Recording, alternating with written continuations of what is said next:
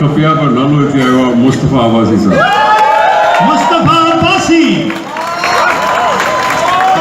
सही जेकॾहिं मां ग़लति न आहियां, मूंखे जेको लफ़्ज़ निकिरी वियो फीमेल जो, पाण ताड़ी वॼाए ॿुधायो। मुबारक। बेस्ट मॉडल मेल मुस्तफ़ा अब्बासी। जल्दी जल्दी अवार्ड ॾियोसि करी पीसी होटल में भी वञणो आहे। हाँ हाँ, बेस्ट मॉडल मेल मुस्तफ़ा अब्बासी, माशाल्लाह। मुबारक मुबारक साईं। निसार साहब तव्हांजी वॾी महिरबानी, ॿ लफ़्ज़ जेकॾहिं ॻाल्हाइण चाहींदुसि। साईं सरदार शाह भी पहुची विया आहिनि। जेकॾहिं माइक खुले त मां लफ़्ज़ ॻाल्हाइण चाहींदुसि। ॿियनि जी नज़र में एवॉर्ड कुझु बि हुजे, पर असांजे लाइ 12 साल जी महिनत आहे, जंहिंखे गुलशन शेख वॾी महिनत सां हिकु साबिया खे सचो ख्वाब जेको हुन ॾिठो उहो अॼु हक़ीक़त थियो आहे। नो डाउट अॼु जेका पब्लिक आई आहे, सभु हिते जिन पब्लिक असांखे सपोर्ट कयो आहे सोशल मीडिया ज़रिए, तमामु सुठो लॻो। उन्हनि सभिनी जी महिरबानी ऐं हिते सभिनी महिमाननि जी महिरबानी। Thank U all of. बड़ी महिरबानी मुस्तफ़ा अब्बासी। हाणे तकड़ में बचायूं खई आहे तकड़ पर सही ही पहिरियों कंहिं ढाबे जो न आहे, 5 स्टार होटल जो भैरो लगे। लेडीज एंड जेंटलमैन, मौजूद ख़वातीन हज़रात, साईं सरदार शाह पहुची चुका आहिनि। मां चाहींदुसि ज़ोरदार ताड़ियूं असांजे सक़ाफ़त जा ऐं तालीम जा वज़ीर आहिनि। भरपूर ताड़ियूं साईं सरदार शाह खे वेलकम चऊं था। साईं निसार खोड़ो साहब असांजा सीनियर सियासतदान, तव्हां कुझु चवणु चाहींदव तव्हां ॻाल्हाए सघो था। हिते तव्हांजी माइक कोई बंदि करण वारो न आहे।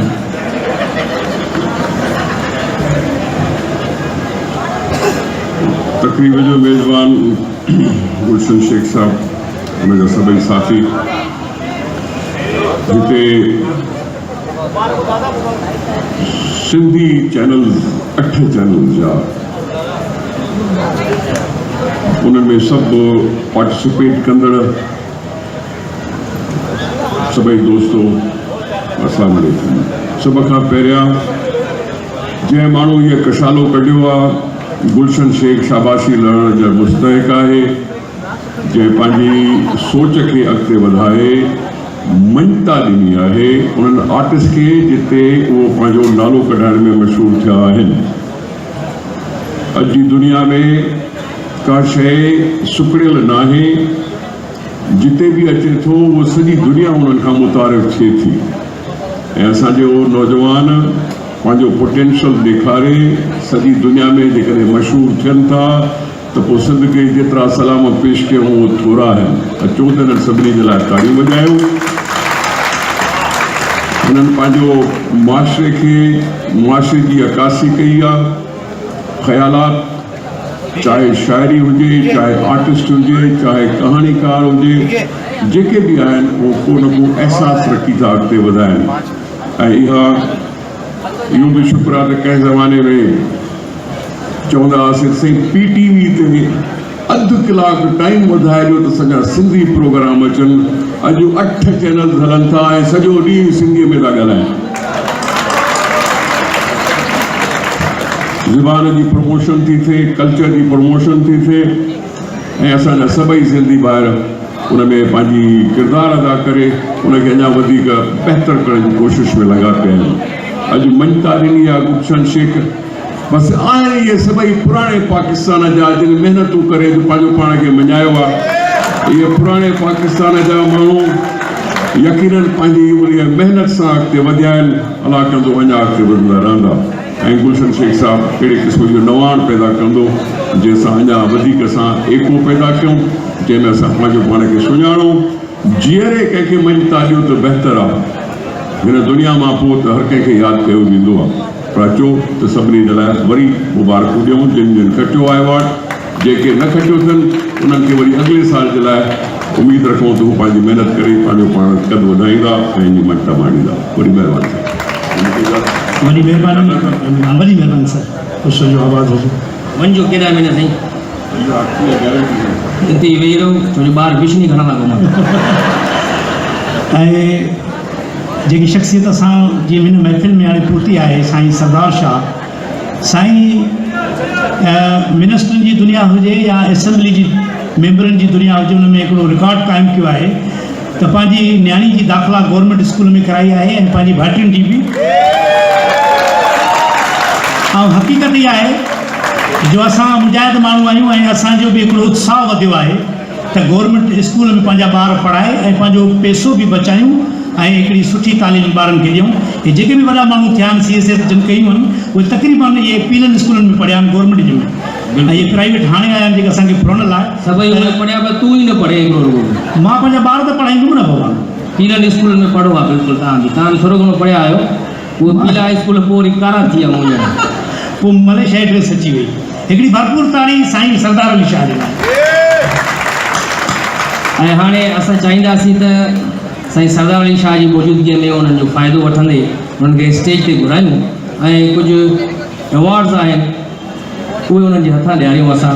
अव्हांजी भरपूर तालीम में सिंध जी सकाफ़त ऐं तालीम जो नवादरात जो वज़ीर तमामु बहितरीनु पाण शाइर बि आहिनि।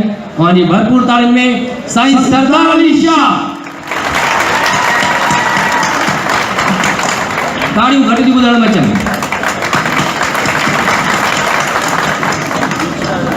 ऐं हाणे ही कुझु अवॉर्ड आहिनि स्पेशल अवॉर्ड्स।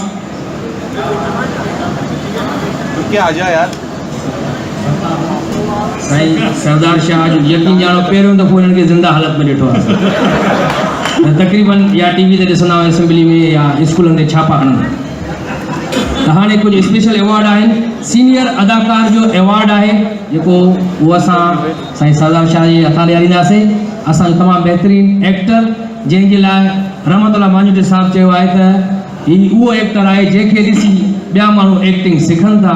अव्हांजी भरपूर ताड़ियुनि में अची रहियो आहे असद कुरैशी साहब।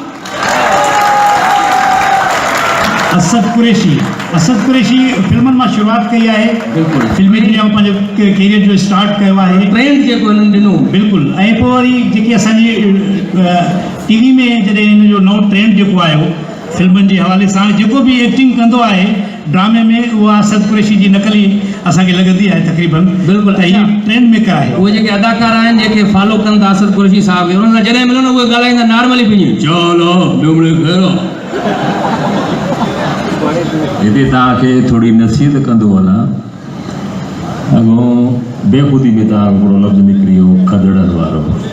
हिते फैमिली वेठियूं आहिनि, इज़तदार न्याणियूं वेठियूं आहिनि, थोरो पाण ते कंट्रोल कयो। अच्छा वॾी महिरबानी।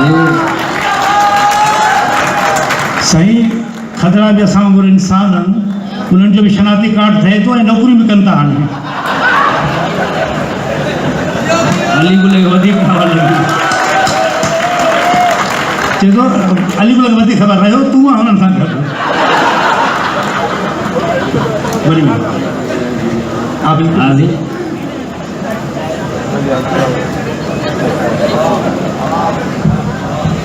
नसीहत करे चुको आहे हिकु सीनियर एक्टर जे हैसियत सां, वॾे भाउ जी हैसियत सां असां पोइ बि कॾहिं कॾहिं ईअं लफ़्ज़ निकिरी वेंदा आहिनि। मुंहिंजा भाइर आहिनि, मुंहिंजा कुलीग आहिनि, नसीहत करणु सुठी ॻाल्हि आहे। हिते गुलशन शेख जेको मां दाण मचायो आहे हिन पिंडाल में जेको गॾु कयो अथऊं सभिनी चैनलनि खे, उनजे एक्टरनि खे, उनजे लेखकनि खे, कैमरामैननि खे, एडिटरनि खे, फ़नून लतीफ़ा जेके बि आहिनि सभिनी खे गॾु करणु ॾाढो ॾुखियो मसइलो हूंदो आहे। हिन दौर में मूंखे इंतिहाई ख़ुशी थी आहे सिंध जे गादीयारे हंध कराची सिंध जी मुंडी आहे, सिंध जो दिमाग़ आहे। उते हेतिरनि सिंधी मैन औरतूं न्याणियूं मर्द ॿार बच्चा सभिनी खे गॾु करणु ऐं अहिड़ो ख़ूबसूरत एवॉर्ड ठाराए ॾियणु जस लहे गुलशन शेख ऐं उनजी पूरी टीम, सकाफ़त खातो ऐं आवाज़ चैनल मुबारक ॾियां थो हिकु दफ़ो ॿीहर उनजी टीम खे सभिनी खे जिन सिंधियुनि खे हिते गॾु कयो आहे। हाणे तव्हां आईंदड़ ॾिसिजो, मुंहिंजी पेशन उहा आहे त हिन खां वधीक अहिड़ा इवेंट थींदा, एॾा भला एवॉर्ड थींदा। 12 गुलशन शेख जेको वॾो क़दम खयो आहे, नालो अथसि फर्स्ट स्टेप, पहिरियों क़दम। हाणे पहिरियों क़दम त हिन खयो आहे, ॾिसो हाणे ॿियो क़दम हिन खां वधीक केरु थो करे। अला करे ईअं थिए। साईं सरदार शाह तव्हांजा बि लख थोरा जो तव्हां हिननि सां ताउन कयो जो हेॾी वॾी महफ़िल हेॾो वॾो जेको आहे सो सिंधियुनि खे गॾु करणु, नियाणियुनि खे गॾु करणु, दोस्तनि खे गॾु करणु, ऐं असांखे इज़त मिली आहे। पंहिंजो रहमतुल्लाह मांजूट साहिबु तव्हांजा बि लख थोरा जो मूं ग़रीब जे लाइ ॿ लफ़्ज़ ॻाल्हाया अथव। अलाह तव्हांखे वधाईंदो, तव्हां सीनियर आहियो। मुंहिंजे लाइ हिकिड़ो एज़ाज़ आहे जो तव्हां लफ़्ज़ इहे मुंहिंजे लाइ चया आहिनि। बहरहाल ऐं साईं सरदार शाह खे मुबारक दे ॾिनमि, पर हिते वरी मुबारक ॾियां थो। साईं सिर्फ़ु असेंबली में तकरीर न आहे कंदो, साईं उनखे अमली जामो पहिरायो आहे। पंहिंजी नियाणी पंहिंजूं भाइटियूं गवर्नमेंट जे स्कूल में दाख़िल कराए साबित कयो आहे त जेको कुझु मां असेंबली में ॻाल्हाईंदो आहियां उहो हक़ ऐं सच जी ॻाल्हि कंदो, हुन ते अमल बि कंदो आहे। साईं तव्हांखे लख मुबारक हुजनि, तव्हां साबित कदम बि रहिया आहियो। अलाह तव्हांखे ख़ुशि फ़रम रखे। ईंदड़ नसल जे लाइ तव्हां सभु कुझु कयो पिया त जीअं स्कूल में जेके घोसड़ू उस्ताद आहिनि उन्हनि ते छापा हणो था, पर हिकिड़ी तव्हांखे तजवीज़ पेश कंदुसि, पाण सां गॾु लश्कर न वठी वञो नियाणियुनि जे स्कूल में। त हिते सोशल मीडिया ते काफ़ी माण्हुनि एतिराज़ उथारिया आहिनि त हुते नियाणियूं सियाणियूं आहिनि, हुते पूरो लश्कर वञे थो, त उहो थोरो कुझु माण्हुनि खे उहा शायदि निशानदी करणु असांजो फ़र्ज़ु आहे। कमु भलो कयो पिया, तमामु भलो कमु कयो पिया, फज़ला पेचियो खां बहितर कमु कयो पिया हिकिड़े इज़त जे दायरे जे अंदरि। अलाह तव्हांखे वधाईंदो, ख़ुशि रखंदो। तालीम आहे त सभु कुझु आहे, तालीम न आहे त कुझु बि न आहे। तालीम हूंदी त असां ॿियनि क़ौमुनि सां कुलो कुले में मिलाए अॻिते निकिरंदासीं। थी सघे थो त हीअ सिंधी क़ौम जेका हेठि आहे उनजो गिरावट मथे अचे। साईं सरदार शाह जे मथां वॾी ज़िम्मेदारी आहे। अलाह ख़ुशि फ़रम रखे। साईं जज़्बो जेको कयो अथव इहो ई क़ाइमु दाइम रहे। लख थोरा महिरबानी। असद कुरैशी साहब, असद कुरैशी साहब तमामु ख़ूबसूरत लफ़्ज़ ॻाल्हाया, ॾाढा सुठा। ऐं हाणे सीनियर अदाकार खां पोइ ज़ाहिर आहे सीनियर अदाकारा जो एवॉर्ड ईंदो। जी, हीअ अदाकारा तमामु बहितरीनु आर्टिस्ट आहे। मां जॾहिं नंढड़ो हुउसि, हुनजी हिकिड़ी फिल्म ठहे पई सिंधूअ जो कसम, उन में मुंहिंजो ॿार जो किरदारु हो ऐं उन में बि हूअ हीरोइन हुई। अॼु मां पुराणो थी वियो आहियां, अॼु बि हू हीरोइन आहे, त अचे थी नजमा कावश। नजमा कावश सीनियर अदाकारा जो एवॉर्ड, यंग सिंध एवॉर्ड वञे थो नजमा कावश साहिबा ॾे। ऐं बिल्कुलु एवरग्रीन असांजी आर्टिस्ट आहे। ऐं अलीगुल त चयो मां नंढड़ो हुयुमि, पर मुंहिंजो ॾाढो नंढो हुयो त हिननि खे ॾिठो हुयो टीवी ते। ब्लैक एंड वाइट दौर खां कमु करे पई सीनियर आर्टिस्ट नजमा कावश साहिबा।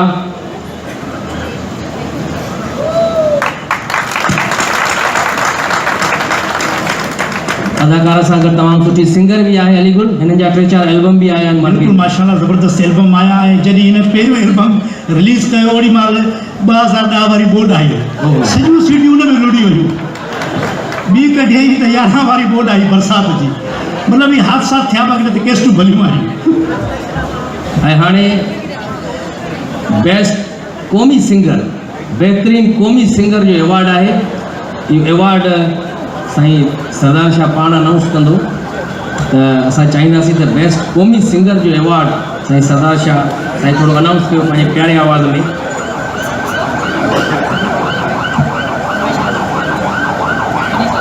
अहमद मुगल। अहमद मुगल।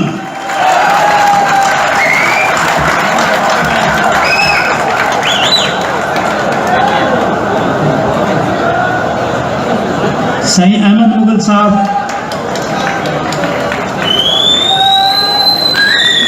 अहमद मुगल साहब पहुची चुको आहे भरपूर तारीख़ में। जंहिं चयो त जीअं सिंध जीए, सिंध वारा जीअनि, सिंधी टोपी अजरक वारा जीअनि, सिंधियुनि जा मेला लॻंदा ई रहंदा। भरपूर ताड़ियूं अहमद मुगल। सिंध जो अरबेलो फनकार आहे अहमद मुगल, ऐं हुनखे मुबारक हुजे इन एवॉर्ड जी।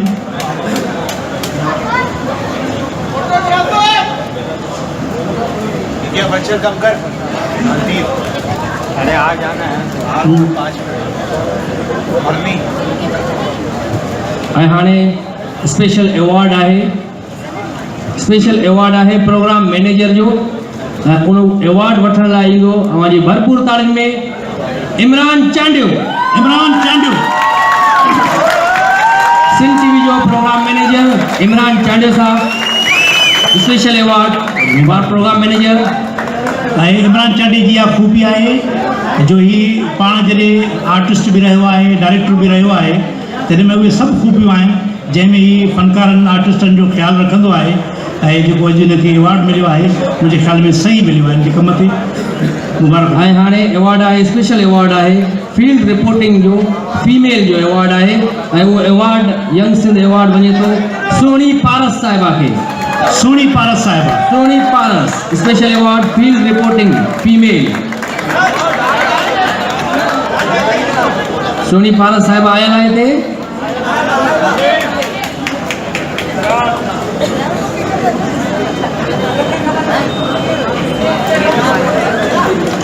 माशाल्लाह माशाल्लाह, अचु मींहुं वाह हिकु करे सुभान अल्लाह। सोनी पारस साहिबा पहुची चुकी आहे स्पेशल अवार्ड फील्ड में तमामु ज़बरदस्त हिननि कमु कयो। तव्हां हिननि जी वीडियोज़ बि ॾिठियूं हूंदियूं, DSN जे मथां वेही बि रिपोर्टिंग कंदी आहे सोनी पारस। माशाल्लाह अवार्ड जो कद वॾो आहे सोनी पारस जो। हीअ नंढे कद जी तमामु वॾी साफ़ आहे। ऐं हाणे अवार्ड आहे लाइफ टाइम अचीवमेंट अवार्ड जो अवार्ड सहाफ़त में, सहाफ़त जी फील्ड में lifetime achievement award young Sindh award वञे थो सुहेल सांगी साहब खे। गुज़ारिश आहे त स्टेज ते अचनि पंहिंजो अवार्ड वसूल कनि। मोहतरम सुहेल सांगी साहब जो पूरी ज़िंदगी सहाफ़त खे ॾिनी, भरपूर तालियूं हुजणु खपनि सुहेल सांगी साहब जे लाइ लाइफ टाइम अचीवमेंट अवार्ड।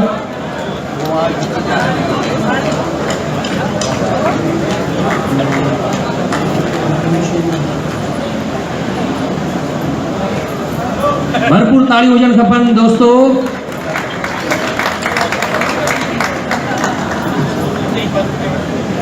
ॿियो लाइफ टाइम अचीवमेंट अवार्ड आहे अदब में। सिंध टीवी जो प्रोग्राम अवां ॾिठो हूंदो क्लास रूम जेको कंदो आहे अमर जलील साहब, उन्हनि जे लाइ लाइफ टाइम अचीवमेंट अवार्ड आहे यंग सिंध अवार्ड। ऐं उहो अवार्ड वसूल करण जे लाइ मां गुज़ारिश कंदुसि शोएब कुरैशी साहब खे जेके डायरेक्टर न्यूज़ आहिनि सिंध टीवी न्यूज़ जा, त उहे अची अमर जलील साहब जो अवार्ड वसूल कनि lifetime achievement award for program classroom. Shoaib Qureshi साहब।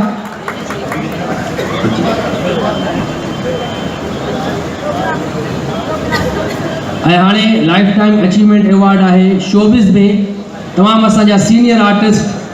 ऐं उन्हनि सां जॾहिं बि असां मिलंदा आहियूं त उहो मूंखे चवंदो आहे मां बि तव्हां जेतिरो आमदो गेटअप आहे जी। हिन फ़नकार जो हिन फील्ड सां तक़रीबन 40 सालनि जो तालुक़ु आहे। 73 में हिन पहिरियों स्टेज ड्रामे लाड़काने खां शुरूआति कई जंहिंजो ड्रामे जो नालो हो किलारत। ऐं हू उन मां सफ़र कयो कलंदर कलू जी डायरेक्शन में उहो ड्रामो हुयो। ऐं पोइ PTV ते जेके हुन किरदारु कया PTV जो अवार्ड मिलियो, KTN जो अवार्ड मिलियो, रेडियो जो अवार्ड मिलियो। रेडियो ते बि तमामु घणो कमु कयो, तमामु वॾी साईं सदाकारी बि कई आहे। ऐं पाण जेको अनाउंसर बि रहियो आहे रेडियो जो। हमारी भरपूर तालियों अची रहियो आहे अंग्रेज Mohammad Hussain Qadri lifetime achievement award. Mohammad Hussain Qadri साहब जंहिंजे लाइ तमामु ज़बरदस्त ताड़ियूं वॼी रहियूं आहिनि ऐं केतिरा ई आर्टिस्ट उथी बीह रहिया आहिनि तव्हांजे ऑनर में। मोहम्मद हुसैन कादरी साहब अचो भाई हेॾो कार्नो जो प्लाट छॾियो हेॾे अचो। Lifetime achievement award young Sindh award Mohammad Hussain Qadri साहब के यंग सिंध अवार्ड। पाण बि साईं यंग आहिनि। ऐं हाणे lifetime achievement award showbiz में फीमेल में साईं कुझु ॻाल्हाईंदो कादरी साहब। विसरी वियो हिननि खां मूंखे ॻाल्हाइण। तव्हां सभिनी जी महिरबानी। मोहतरम खुड़ो साहब लाड़काणे जो असां लाड़काणे जा कादरी साईं सरदार साहब हेॾियूं दोस्त असांजा ड्रामा आर्टिस्ट फ़नकार साहब जिन जिन अवॉर्ड वरितो आहे उन्हनि सभिनी खे मुबारकूं। ज़िंदगी जो सफ़र जे 40 साल ख़बर ई कान पई छा ॾिनोसीं छा वरितोसीं। हिकिड़ी शइ आहे रामतला मांजूटी साहब वेठो आहे, असद कुरैशी सीनियर फ़नकार शबीरा साहिबा। त हिकिड़ी शइ जेको फ़नकार महसूसु कंदो आहे इज़त। रब पाक जेका ॾिनी आहे जेको मान शान हिन फील्ड में उहो कमायो आहे, अलाह जा लख शुक्राना, अमर जूं दुआऊं तव्हां दोस्तनि जूं, ऐं जिन हीअ एवॉर्ड तकरीब कई आहे असांजो दोस्त तमामु सुठो स्टेप कयो अथई, फस्ट स्टेप आहे सिंध एवॉर्ड तकरीब जो गुलशन शेख साहब, इन जो थोराइतो आहियां। कल्चर डिपार्टमेंट हमेशह असांखे, मां हिकिड़ी ॻाल्हि चवंदो हलां, साईं सरदार साहब जी मुंहिंजी ख़ुशामद कान्हे। अॻे कल्चर डिपार्टमेंट खे घटि मां मूंखे ख़बर कोन्हे मिनिस्टर कहिड़ा कहिड़ा आया, साईं आयो ख़बर पई त कल्चर डिपार्टमेंट जी मिनिस्ट्री बि आहे। ग़रीब फनकारनि खे ॿुधणु शुरू कयईं, उते उते उन्हनि जे लाइ स्टेप्स कयईं। फेस्टिवल्स ड्रामा सिंध पूरे में करायासीं, जंहिंमें असां कुझु ड्रामा कया, हैदराबाद में ड्रामा, लाड़काने में, खैरपुर में ड्रामा कराया। ख़बर पई त असां आहियूं। अॻे चवंदा हुआ त सरकार जी पज़ीराई कान्हे, पर साईं सरदार साहब जीअं तव्हां नालो ई तव्हांजो सरदार साहब आहे, अलाह तव्हांखे ज़िंदगी ॾे, हौसलो ॾे, ऐं तव्हां पाण अदीब बि आहियो ऐं थर जे इलाइक़े सां वास्तो बि रखो था। तव्हां जेको मान ॾिनो फनकारनि खे, तव्हांखे सलाम था कयूं। मां सीनियर फनकार जे हैसियत में तव्हांखे सलाम थो पेश कयां। तव्हांजो वॾो किरदारु रहियो आहे, मुंहिंजी ख़ुशामद कान्हे, न कंदो आहियां सॼी ज़िंदगी, पंहिंजो ख़र्चो मां पंहिंजो पाण खाधो आहे। ऐं हिन वक़्त ताईं अलाह साईं हयाती ॾे, अञा ताईं बि अॻिते जेको बि रत सत हूंदो असां ॾींदासीं। जेको कमु कयो आहे तव्हांजे साम्हूं आहे, उन शिकिल में ई एवॉर्ड जेको मिलियो आहे। वॾी महिरबानी सर, ख़ुशी जो आवाज़ जो हुसैन कादरी साहब। ऐं हाणे लाइफ टाइम अचीवमेंट एवॉर्ड आहे अदाकारा जो, तमामु सीनियर अदाकारा असांजी, हमारी भरपूर तारीन में आपा शबीरा चन्ना। आपा शबीरा चन्ना जेकी हमेशह अॼुकल्ह हिंदोरनि में लुॾंदी आहे, ऐं लाइफ टाइम अचीवमेंट एवॉर्ड अॼु बि जेको किरदारु करे थी, जेकॾहिं हिनखे 16 सालनि जो किरदारु मिले त 16 सालनि जो थी ॾेखारींदी, जेकॾहिं 80 साल जो तूं ऑलरेडी आहे। शबीरा चन्ना साहिब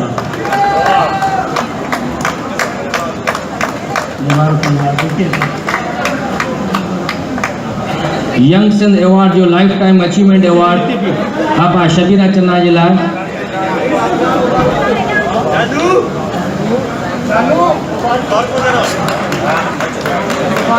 ऐं हाणे स्पेशल एवॉर्ड आहे SLF जे लाइ, सिंध लिटरेचर फेस्टिवल जेको लॻंदो आहे कराची में, उनजो स्पेशल एवॉर्ड आहे। ऐं एवॉर्ड वसूल करण जे लाइ असां गुज़ारिश कंदासीं नसीर गोपांग साहब खे त अची पंहिंजो एवॉर्ड वसूल कनि, special award for SLF। Naseer Gopang साहब, नसीर गोपांग अगर न आयो आहे त मुमताज़ कंदर साहब गुज़ारिश कंदासीं। अची वियो आहे?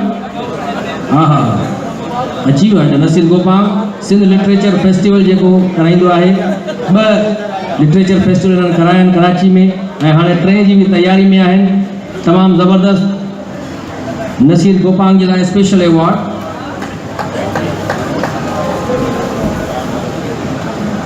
ऐं हाणे हिकिड़ो ॿियो स्पेशल एवॉर्ड आहे ॿाराणे अदब में, छो जो ॿाराणो अदब असां वटि तमामु घटि लिखियो वञे थो। नसीर गोपांग साहब खे मुबारक। ज़ुहैब काका बि हिननि सां गॾु आहे, काको सदाईं गॾु खणी घुमाईंदो आहे नसीर गोपांग। वॾी महिरबानी सर, ख़ुशी जो ज़ुहैब साहब, ख़ुशी जो ऐं ॿाराणे अदब में स्पेशल एवॉर्ड आहे ख़ालिद आज़ाद साहब जे लाइ। अवांजी भरपूर ताड़ियुनि में स्पेशल एवॉर्ड ॿाराणो अदब ख़ालिद आज़ाद।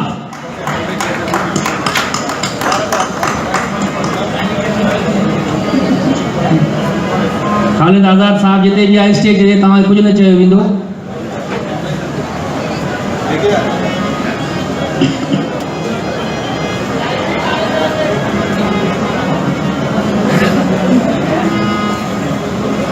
ऐं हाणे अची वियो साईं ख़ालिद आज़ाद साहब। ॿाराणे अदब में स्पेशल एवॉर्ड ॾिनो वञे थो ख़ालिद आज़ाद साहब खे। ऐं हाणे बेस्ट राइटर ड्रामा जो स्पेशल अवॉर्ड है असांजो मुझो ख़ास करे उस्ताद तमाम बेहतरीन ड्रामा राइटर पाण तमाम सुठा एक्टर ऐं जेकॾहिं ईअं असां चऊं त ही सिंधी मीडिया जो ख्वाबु ॾिसण वारो या उनखे कंहिं मंज़िल ते पहुचाइण वारो रहनुमा भी चई सघूं था उनखे ऐं असां सभिनी जो रहनुमा तक़रीबन 9 आर्टिस्टनि जो तो ख़ासि करे साईं रामतोला मानुठी साहब बेस्ट ड्रामा राइटर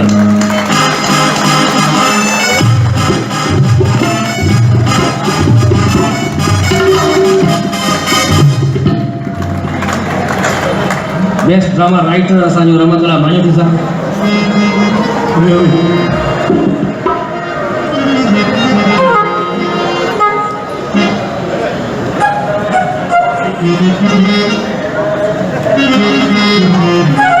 भरपूर ताड़ियों रमतोला मानुठी साहब जे लाइ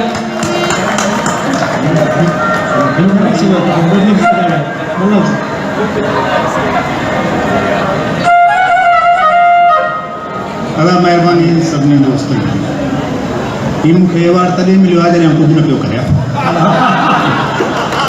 ऐं हूअं बि मूंखे हिकिड़ो सीनियर आर्टिस्ट मिलियो पर हिन तकरीरी ॻाल्हि नथो कयां मां तव्हांखे रिमाइंड करे हुनखे पुछो हीउ जेको अवॉर्ड आहे हेतिरो भारी आहे हिन में तव्हां ज़िंदगी जा 40 साल वञाया आहिनि मां फ़ाइदो कहिड़ो आहे चयाईं वॾो फ़ाइदो आहे वॾी इज़त आहे चयूं भला हिन जे करे तव्हांजे ईंदड़ औलाद लाइ को फ़ाइदो आहे उन्हनि जेको मुस्तक़बिल ठही सघे थो त साईं तमामु ज़बरदस्त मुंहिंजो कीअं चए अवॉर्ड वठी ॾिठो त वरी कंहिंखे पुछियो ई कोन गाॾी कोन्हे पंधु भरी ईंदुसि वञी घर पहुतुसि घर जी घटी मां ॾिसां त मुंहिंजो जेको नंढड़ो आहे न गुलू उनखे को माण्हू अगवा करे पियो वञे चई मूं वटि अवॉर्ड ॿ हथ विझी ठगा खणी करायोमांसि धूड़ वरी उथियो वरी ॿियो ठुकियोमांसि इहे 3 अवॉर्ड मूं हुनखे ॾिना पोइ कंहिं कम जो न रहियो त अवॉर्ड जेके लगातार वठंदा रहंदा आहिनि उनखां पोइ अक्सर उनजी परफॉर्मेंस मूं न ॾिठी आहे कोशिशि कंदुसि त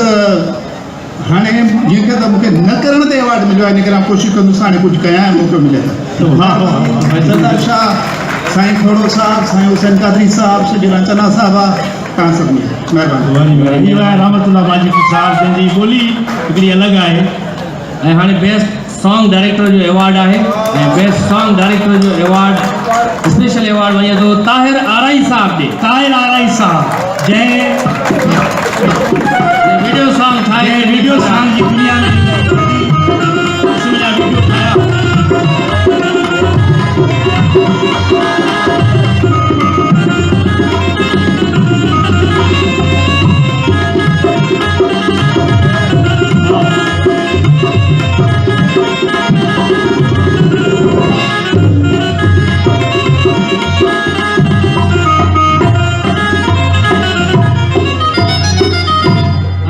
ladies and gentleman icon star award है हिकिड़ो नओं क्रिएट कयो आहे गुलशन शेख साहब आइकॉन स्टार जो स्पेशल अवॉर्ड वञे थो ज़फर जिस्काणी साहब ॾे ज़फर जिस्काणी साहब कंहिं तारीफ़ जो मोहताज न आहे तमामु बहितरीन आर्टिस्ट आहे हर क़िस्म जी एक्टिंग कंदो आहे कॉमेडी हुजे या सीरियस विलन हुजे तो माशाल्लाह मुबारक हुजे तव्हांखे साईं रवि कुमार साहब 70 जे दौर जो फुल सूट पाया हिन घड़ी पर लॻे थो मूं वांगुरु हिकिड़ो ई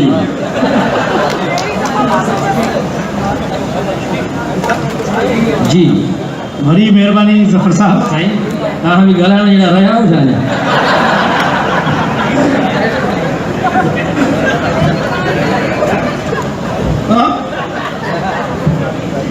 बिस्मिल्लाहिर्रहमानिर्रहीम मां इहो चवंदुसि त मां पंहिंजी ज़िंदगी में हर उहो करेक्टर कयो जेको मुंहिंजी ज़ात खां हटियलु हो वाह वाह मां कॾहिं बि शर्म महसूस न कयो कंहिं करेक्टर कंदे ऐं मां इहो ॿुधाईंदो हलां त मुंहिंजी ज़िंदगी जो पहिरियों ड्रामो PTV जो हो जंहिंमें मुंहिंजी मदर जो करेक्टर कयो मोहतरमा शबीरा चंदा साहिबा ऐं मां उन ड्रामे में रोडे जो करेक्टर कयो ख़ुदा जो कसम जॾहिं मां उन में रोडे जो करेक्टर कयो त हीअ आगू रखी कयो वाह वाह सही बात ऐं उहो अॼु मूंखे 30 सालनि खां पोइ मिलियो आहे थैंक्स गुलशन भाई थैंक सरदार साहब वॾी महिरबानी अॼु मूंखे ख़बर पई त मां फनकार आहियां बिल्कुलु आई तूं आई अॻ में ख़बर न हुई। साईं जेको हिन पीटीवी ते किरदारु कयो रोडे जो पीटीवी जी तारीख़ में बुजो अप्रूव थियो हुयो ऐं उहो बुजो हिनखे मिलियो हुयो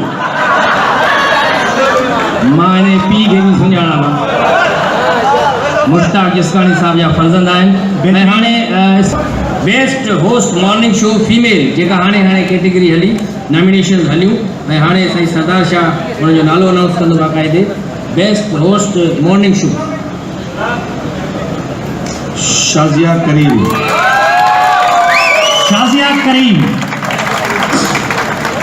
बेस्ट होस्ट आहे ऐं मॉर्निंग शो सिंध टीवी जो मॉर्निंग शो कंदा आहिनि हिन वक़्तु इरशाद जागरानी साहब बि हूंदो आहे हुन सां शाज़िया करीम तमामु बहितरीनु होस्ट आहे ऐं हाणे आहे category best host morning show male best host morning show male and nominees are Best Morning Show Host Male Irshad Jagirani Sajjad Suhag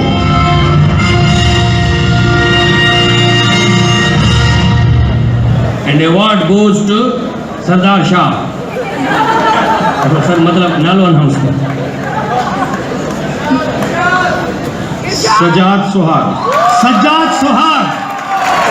बेहतरीन मॉर्निंग शो जो होस्ट आहे सजाद सुहाग ऐं KTN ते शो कंदो हुयो ऐं साईं जन मुंहिंजे ख़्याल में महफ़िल में मौजूदु आयो आहे सही आयो हे पहुतो सजाद सुहाग भरपूर ताड़ियूं होस्ट सां गॾु बहितरीन इंसान बि आहे पाण आर्टिस्ट बि आहे बहितरीन ऐं वॾी ॻाल्हि त KTN जो पहिरियों मॉडल बि आहे बेस्ट होस्ट मॉर्निंग शो मेल सजाद सुहाग जे लाइ भरपूर ताड़ियूं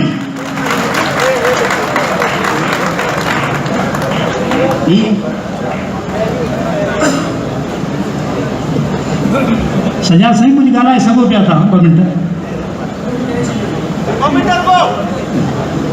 सभिनी जी वॾी महिरबानी सची ॻाल्हि आहे हीउ एज़ाज़ आहे ऐं हिन लम्हे खे बि आउं एज़ाज़ सम्झंदो आहियां ऐं नो डाउट शाह जागीरानी तमामु सुठो होस्ट आहे आउं बि हुनजो फैन आहियां ऐं पर हाणे हिननि मूंखे ई शर्फ़ बख़्शियो आहे ऐं हुननि जी महिरबानी आहे ऐं तव्हां सभिनी जी महिरबानी जेके बि असांजा दोस्त आहिनि पूरी मीडिया जा अदा गुलशन शेख ऐं अदा सरदार शाह जी वॾी महिरबानी जीअं जीअं बि हिन प्रोग्राम में हिसो ॻंढियो आहे यकीन ॾाढो शानदार आहे ॾाढो मानाइतो शानाइतो तव्हां सभिनी जी वॾी महिरबानी ऐं मां अहसान मंदा आहियां वॾी महिरबानी थैंक यू वॾी महिरबानी आहे हिन प्रोग्राम में स्पीकर सिंध असेंबली साईं आगा सिराज दुरानी साहब पहुची चुका आहिनि उन्हनि खे वेलकम चऊं था भरपूर ताड़ियुनि में उन्हनि जो इस्तक़बाल आगा सिराज दुरानी साहब पहुची चुका आहिनि उन्हनि खे वेलकम चऊं था यंग सिंध अवॉर्ड में ऐं हाणे कैटेगरी आहे बहितरीन host live show female best host live show female ऐं नॉमिनीज़ आहिनि त पोइ नालो अनाउंस थी वियो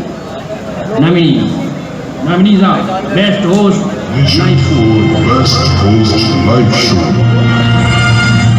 Zoya Stulo Hira Manoj Anita Zafar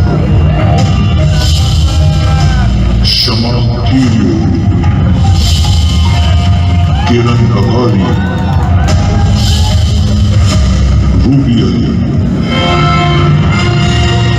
जी मौजूद ख़वातीन और हज़रात केर हूंदी बेस्ट लाइव शो जी होस्ट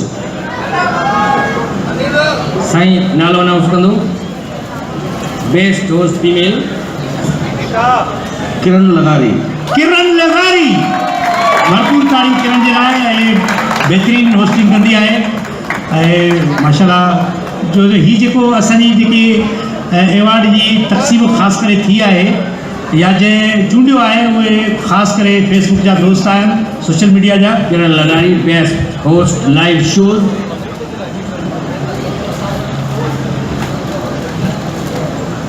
ऐं हाणे कैटेगरी आहे बेस्ट डायरेक्टर लाइव शोज़ ऐं nominees are best director live shows ऐं nominees R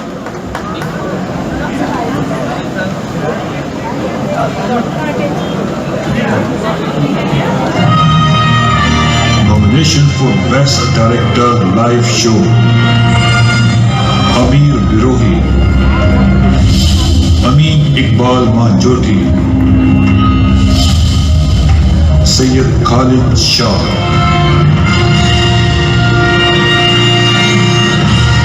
And the award goes to, ladies and gentlemen, Best Director Live Shows. Ajay Sahin.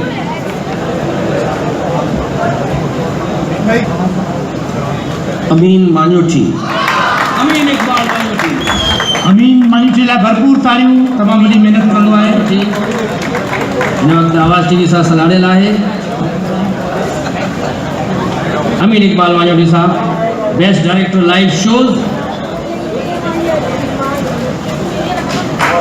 भरपूर ताड़ियूं। ऐं हाणे असां चाहींदासीं साईं सरदार शाह पंहिंजा कुझु ख़्याल तव्हां सां वंडे, पंहिंजे ख़्यालनि जो इज़हार करे। तव्हांजी भरपूर ताड़ियुनि में साईं सरदार शाह।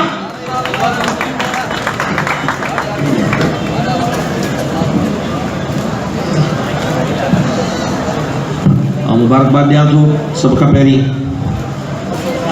गुलशन शेख ऐं संदसि टीम खे, आवाज़ टीवी ऐं उनजो सथ त उन्हनि हिकिड़ी अहिड़ी अनोखी महफ़िल रखी आहे जंहिंमें सभिनी टीवी चैनल्स जेके बि आहिनि उन्हनि खे हिननि शामिलु कयो आहे उन में। ऐं उन में उन ते कमु कंदड़ स्क्रीन ते परफॉर्मिंग आर्ट्स जे मुख़्तलिफ़ शोबनि सां तालुक़ु रखंदड़ उन्हनि सभिनी खे एप्रिशिएट कयो अथनि, एनकरेज कयो अथनि ऐं उन्हनि जी जीअरे पज़ीराई थी आहे। न त हूअं नॉर्मली शाह हबीब शाह अब्दुल लतीफ़ जो वालिद हो ऐं उहो पंहिंजी आख़िरी साह पे खईं खट ते हो ऐं शाह लतीफ़ हुन खां रुसी वञी भिट ते वेठो हो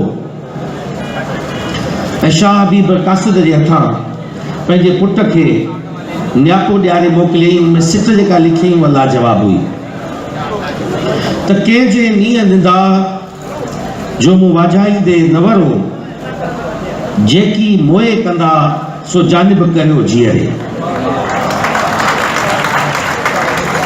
वायास चयो त मोए पुॼाणा मूं ते तूं मज़ार ॾी त बि मूं लाइ छा। ऐं बुखारी चयो आहे जेकी आहे सो जानी हिते ऐं हीअं।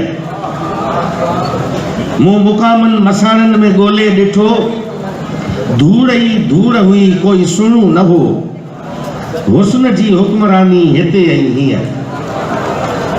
त जीअरे एप्रिसिएशन माण्हूअ खे मौजूदगी में ॾियण जी रिवायत तमामु ख़ूबसूरत रिवायत आहे।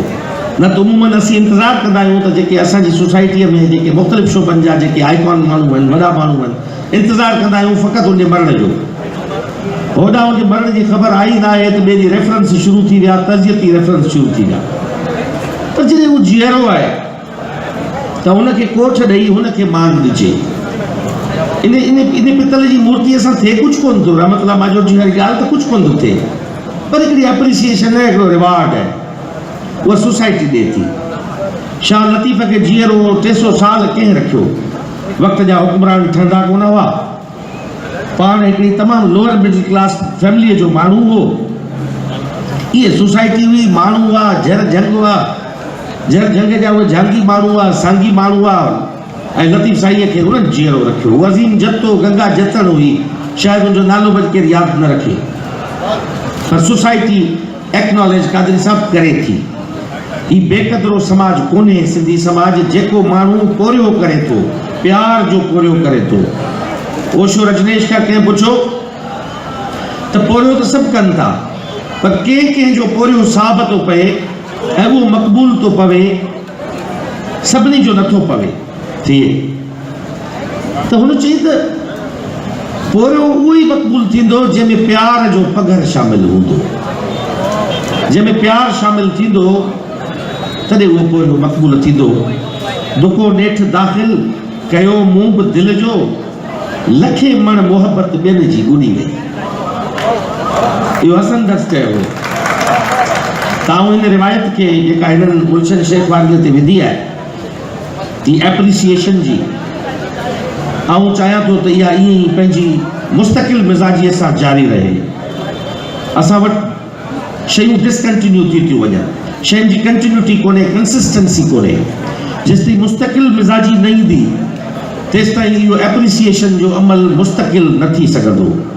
इदारा मौजूदु आहिनि, इदारा पंहिंजूं पॉलिसियूं ठाहिनि था, पर उहे पॉलिसियूं रहिजी थियूं वञनि, उहे इम्प्लीमेंटेशन नथी थिए, उन ते अमल नथो थिए ऐं उहे डिसकंटिन्यू थी थियूं वञनि शयूं। इनखे गौर में रखिणो आहे, ज़हन में रखिणो आहे। असां इनखे ॾिसंदे कराचीअ में नापा हुयो, असां जामशोरे में Sindh institute of music and performing arts क़ाइमु कयो आहे। उन में परफॉर्मिंग आर्ट जा जेके बि शोबा आहिनि उन मुतालिक़ तालीम ॾिनी वेंदी। अञा हू शुरूआती पंहिंजी स्टेज ते आहे। जेके सीनियर आर्टिस्ट आहिनि उन्हनि खे आउटसोर्स कंदासीं, मुस्तक़िल एम्प्लॉयमेंट न। जीअं कादरी साहब खां जेकॾहिं थिएटर ते लेक्चर वठिणो आहे, असद कुरैशी खां सुबुह जो जेकॾहिं अचिणो आहे, तूं हफ़्तो खनि अची उते ॾियनि, उनखे असीं ऑनर ॾींदासीं। तव्हां अची उते नौजवान ॿारनि खे एक्टिंग सेखारियो, एक्टिंग जा मुख़्तलिफ़ जेके आहिनि उहे रूप सेखारियो। त इदारा ठाहिणा आहिनि, इदारा ठाहे तॾहिं ही कंटिन्यू थी रखंदो कि चैनल आया, चैनल ठहिया ऐं हिकिड़ो रस्तो खुलियो सिंधी आर्टिस्ट जो। जी निसार खोड़े साहब सां ॻाल्हि PTV वारी कई पे। को वक़्तु हो जॾहिं असीं लिखंदासीं अख़बार में, तॾहिं असीं जहिड़ो खायो बीठा हुआसीं त टाइम कोन थो वधे। हाणे टाइम त जाम पियो आहे, हाणे असांखे क्वालिटी प्रोड्यूस करणी आहे। असांखे उन सॉफ्टवेयर जो पेट न आहे भरणो। चैनल्स ते रुगो पेट भरियूं सॉफ्टवेयर जो, त 8 कलाक जो पेट भरणो आहे, पेट न भरियूं, क्वालिटी प्रोडक्शन अचे। उन लाइ आर्टिस्ट जो ॾोह कोन्हे। उहे चैनल ओनर्स खे सोचणो पवंदो त थोरा फ़राक थियो, थोरो खीसो खोलियो, थोरो आर्टिस्टनि खे उहे मराहतूं ॾियो जेके उहे मुस्तहिक़ आहिनि। ऐं इहो चैनल्स खे करिणो पवंदो। असांजा सभु दोस्त आहिनि जेके बि चैनल, सिंधी चैनल जा ओनर आहिनि, सभु दोस्त आहिनि, पर मुंहिंजी उन्हनि स्टेज तां उन्हनि खे इहो वेनिती आहे त महिरबानी करे उन्हनि खे उन्हनि जे पंहिंजे कम मुताबिक़, उन्हनि जे तोरे मुताबिक़ उन्हनि खे मान ॾियो। सकाफ़त खातो हिन प्रोग्राम में गॾु हुयो, जेतिरो सरकार करे सघियो इहो अॼु तव्हांजे साम्हूं करे थो त हिन खे मुस्तक़िल मिज़ाजी सां हलायो। सकाफ़त खाते जा पैसा तव्हांजा पैसा आहिनि, उहे तव्हां ते ख़र्चु थियणा आहिनि, आर्टिस्टनि ते, फ़नकारनि ते, शाइरनि ते ख़र्चु थियणा आहिनि। ऐं उनखे तव्हां अहिड़े लाभाइते नमूने सां तव्हां वठो ऐं इस्तेमालु कयो त जीअं आर्ट जी, फ़न जी, कला जी हिकिड़ी ख़िदमत थी सघे। थिएटर जो रिवाइवल थी चुको आहे।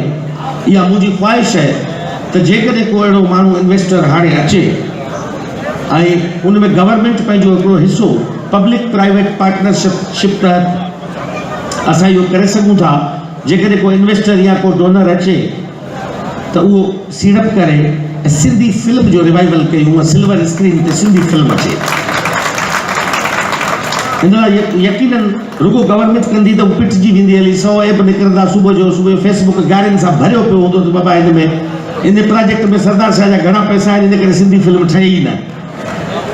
तंहिंजे करे प्राइवेट इंटरवेंशन सां थींदो आहे। ऐं जेकॾहिं इंट्रस्टेड हुजनि त मूंसां ज़रूरु मिलनि। मुंहिंजो घणो टाइम यकीनन तालीम खातो खणे थो। सिंध गवर्नमेंट जो 50% खां मथे उहो तालीम खातो आहे, पर कल्चर जा दरवाज़ा अॼु बि खुलियल आहिनि। ऐं जेका पॉज़िटिव मूव हूंदी तव्हां खणी ईंदो त आउं तव्हांखे वेलकम कंदुसि। तव्हां सभिनी जी महिरबानी। गुलशन खे मुबारकबाद ॾियां थो त जिन ही मेड़ मचायो ऐं असांखे मदू कयो। तव्हांजी महिरबानी, महिरबानी। Thank U. मां स्टेज ते दावत ॾींदुसि। सोशल मीडिया ते धूम मचाइण वारी हिकिड़ी शख़्सियत आहे, असगर खोसो। जिते बि आहे स्टेज ते अचे, असगर खोसो।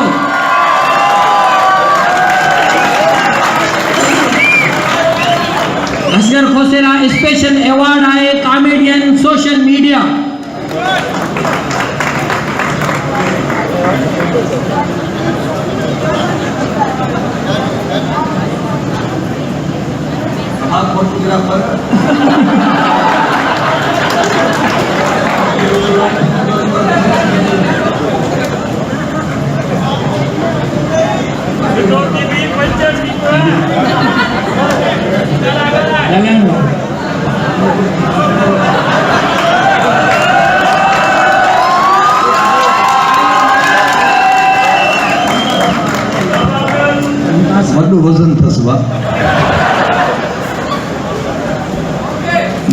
वॾी ख़ुशनसीबी इहा आहे त हेॾा वॾा सीनियर पुराणा आर्टिस्ट वेठा आहिनि ऐं मूंखे एवॉर्ड मिलियो आहे। ऐं मुंहिंजी बदकिस्मती इहा आहे त एॾा वॾा जाली डायरेक्टर हुआ जिन मुंहिंजे फन खे इग्नोर कयो ऐं मां सोशल मीडिया जे ज़रिए पंहिंजे पाण खे पाण मञायो।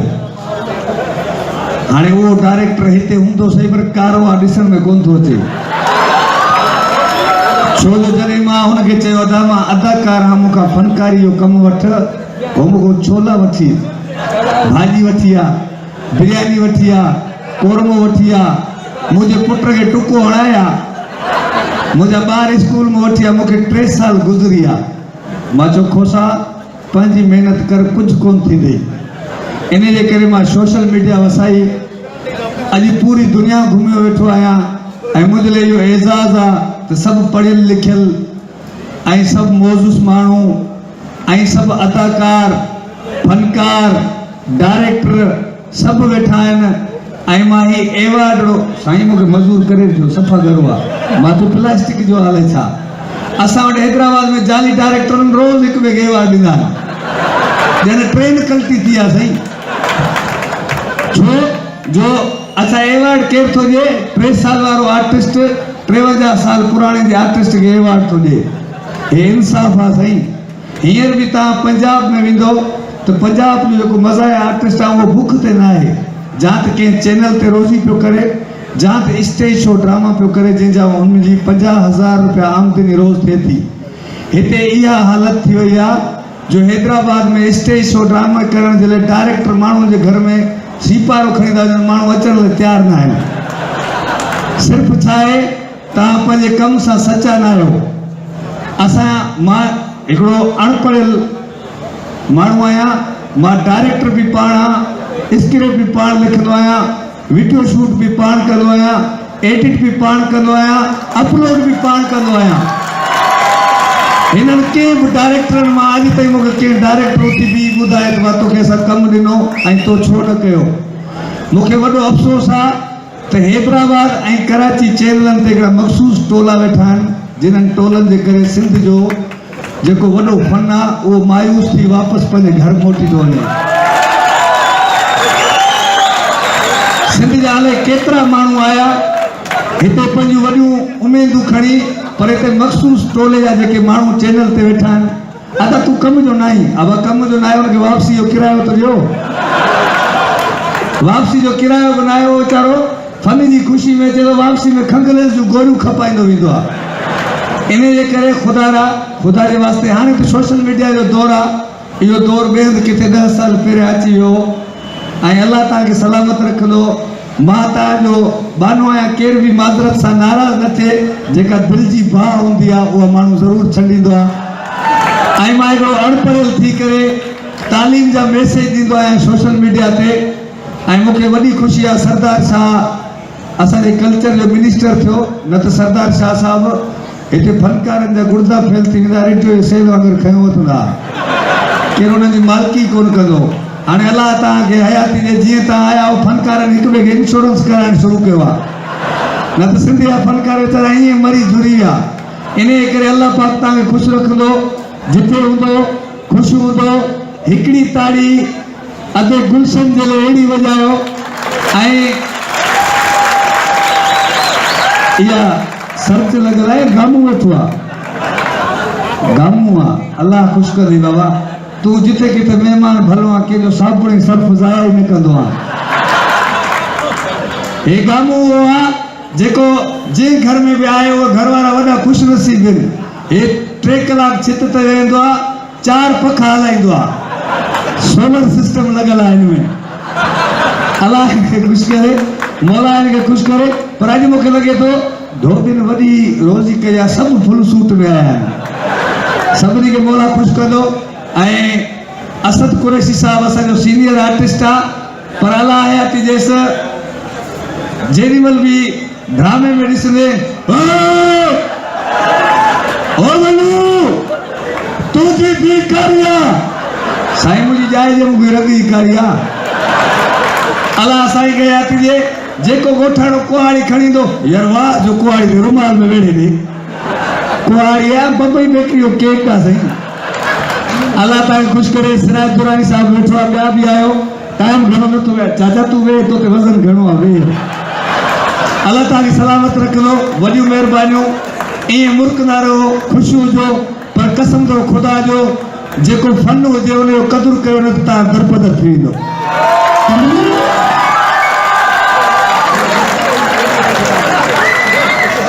एक भरपूर ताड़ी थी वने तो पाण भला ता समूरन जो मशवरो शायद पाण आ मूसीक़ी ॾांहुं हलूं।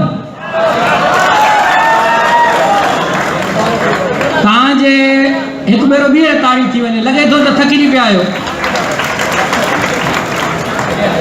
जे भरपूर ताड़ियुनि में अचे तो अरशद महमूद।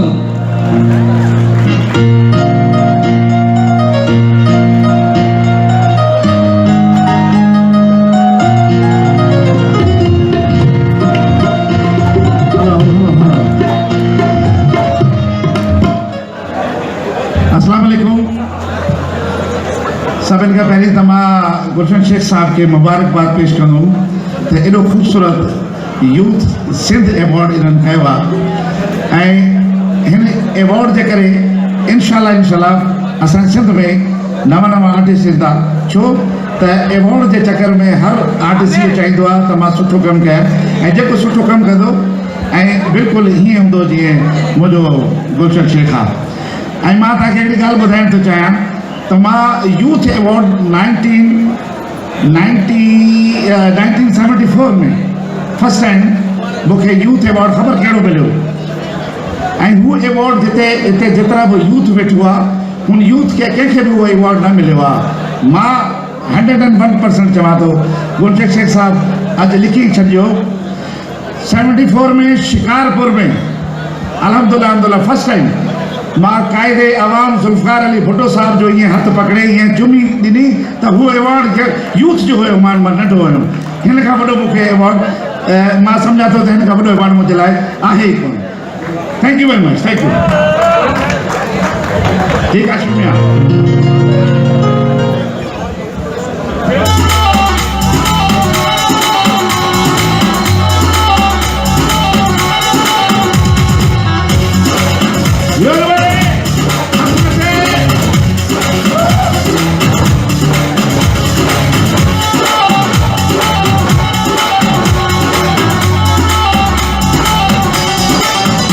परदेस वञी वसायो कल मोटी